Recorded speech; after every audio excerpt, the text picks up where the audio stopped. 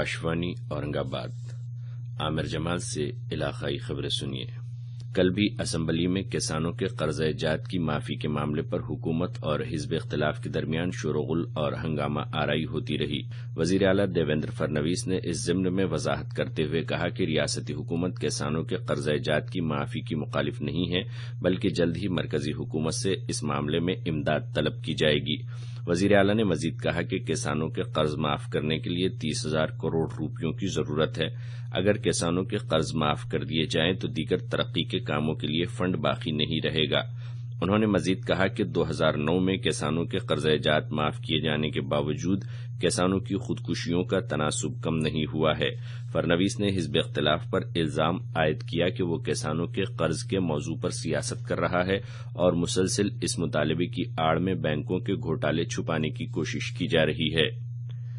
रियासती सरकार आइंदा 2 दिनों के अंदर अंदर किसानों के कर्ज माफी के लिए मरकजी हुकूमत से इमदाद हासिल कर लें। ये मुतालबा शिवसेना की जानिब से किया गया है। शिवसेना के रुकन असम्बली अनिल कदम ने कल विधान भवन के बाहर सहीफानिगारों से बातचीत के दौरान कहा कि रवां माली बजट पेश किए जाने तक शिवसेना हुकूमत की हिमायत करेगी। ताहम अगर हुकूमत किसानों के कर्ज माफ करने में नाकाम रही तब माली बजट की शिवसेना मुखालफत करेगी। किसानों की कर्ज माफी के मामले पर रियासती हुकूमत संजीदा नहीं है और असम्बली में वजीर आला ने इस ज़िम्न में गुमराह कुन बयान दिया है। ये बात असम्बली में हिज़्ब इख्तिलाफ रहनुमा राधाकृष्ण विखे पाटिल ने कही है। कल मुंबई में सहीफानिगारों से बातचीत के दौरान पाटिल ने कहा कि हुकूमत ठोस इक़दामात करने के बजाय हिज़्ब इख्तिलाफ पर बेबुनियाद इल्जाम तराशी कर रही है। उन्होंने कहा कि किसानों के कर्ज जात की माफी के बगैर कांग्रेस ऐवान की कार्रवाई चलने नहीं देगी। मारूफ गुलकारा बेगम परवीन सुल्ताना को Bharat Ratna Pandit Bhimsen Joshi lifetime achievement award दिया जाएगा। आज जलगांव में उन्हें ये अवार्ड दिया जाएगा। 5 लाख रुपये नकद, सिपासनामा और मोमेंटो पर यह अवार्ड मुश्तमिल है। इलाज मालिजे के लिए दरकार 22 जरूरी आलात पर कीमत फरोख्त दर्ज करना लाजमी करार दिया गया है।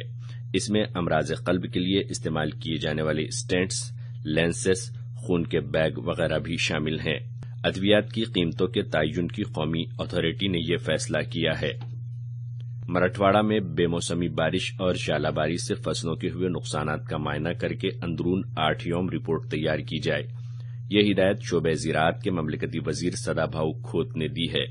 कल लातूर में फसलों के हुए नुकसान से मुताल्लिक महकूमे ज़राअत और महसूल के हुक्काम का एक इजलास जनाब खोत ने तलब किया था।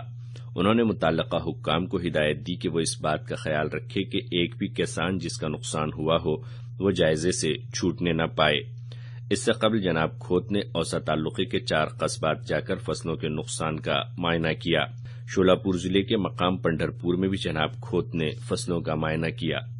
शिवसेना के साबिक रुकन असम्बली ओमराजे निम्बाड़कर ने कल उस्मानाबाद और कड़म ताल्लुकों में फसलों के हुए नुकसानात का जायजा लिया। उस्मानाबाद जिले में तकरीबन 6,772 हेक्टेयर जमीन पर की फसलें हालिया बारिश में जाये हो गई है। ये बात उस्मानाबाद के डिप्टी कलेक्टर सुनील यादव ने हमारे नामानिगार से बातचीत के दौरान कही।